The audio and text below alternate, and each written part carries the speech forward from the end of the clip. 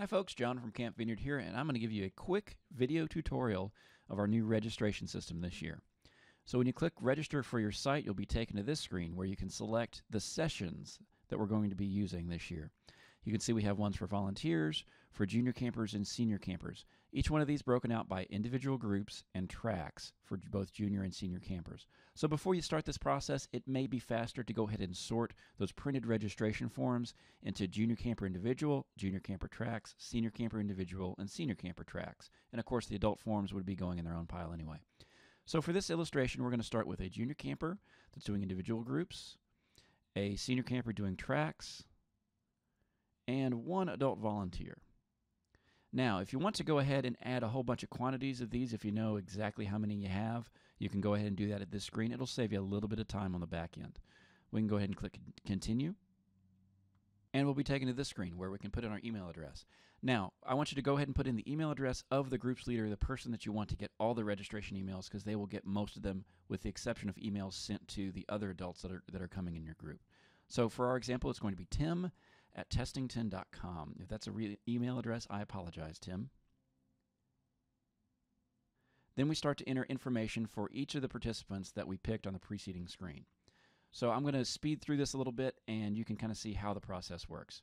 We'll, of course, need to enter name, date of birth, gender, and grade, and then we're going to pick through their neat group options here.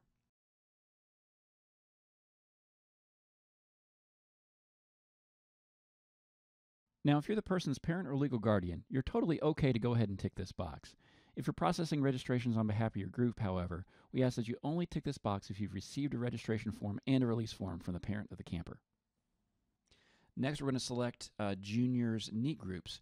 This, of course, will be picked on their registration form, and all we ask that you do is that you pick one per day if they're doing individual groups. So junior picked canoes, tree climbing, and high ropes. Then we just hit continue. Now we're going to register a new person. And here I am going to just speed through the process so you can see what it looks like.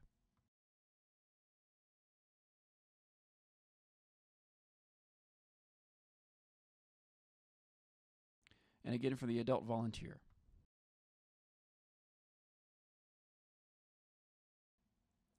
After we've entered their basic information, next we're going to enter their detailed info. And the order you entered them above is going to be the order that you're going to see them entered here.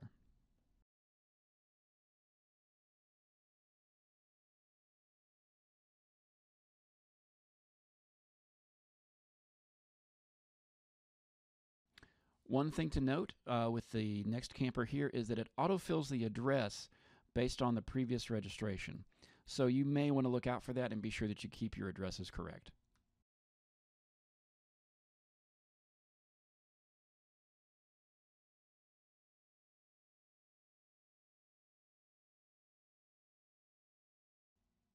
For volunteers, you'll have a few extra pieces of information. Obviously, their social security number, and then, of course, the screening information that we ask on the volunteer application.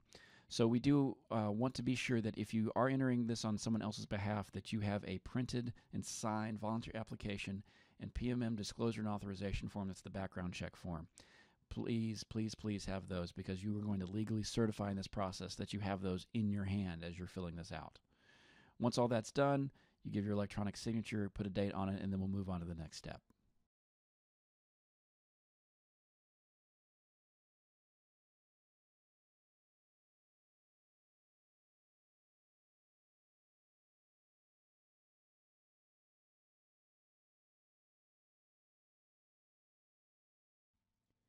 After you enter information for all the participants, you'll enter the information for the primary parent or guardian. Now, if you're a parent registering your own kids, your info goes here. But if you're a group leader registering your group, you can put your info here instead. We won't be using this information for emergency contacts, so you don't have to worry about any confusion. And then after that's done, just hit continue. You'll be taken to the waiver and agreement screen here. You can read the active agreement and waiver, and then you sign it.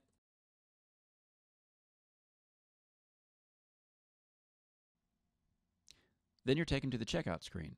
Here you can see this gives us one last chance to be sure junior signed up for the right 3 things, senior is signed up for the missions track, and then of course Tim and all that information. And here you can edit each individual's information if you see something that's wrong. You could also go back and add another registration at this point if you would like to. And finally, we can handle our payment. Either we can pay in full now using a debit or credit card, or we can pay manually and pay nothing at this point, and we will be contacting you with payment information as far as a check. If you would like to save registration stuff and also be able to access and modify things, you're going to need to enter a password at this point. And then after that's done, hit complete, your order is processed, and you are registered for Camp Vineyard. Well, I hope this has been helpful, and I hope this has made it a little easier for you to get registered for camp, and we can't wait to see you at the opening session in June.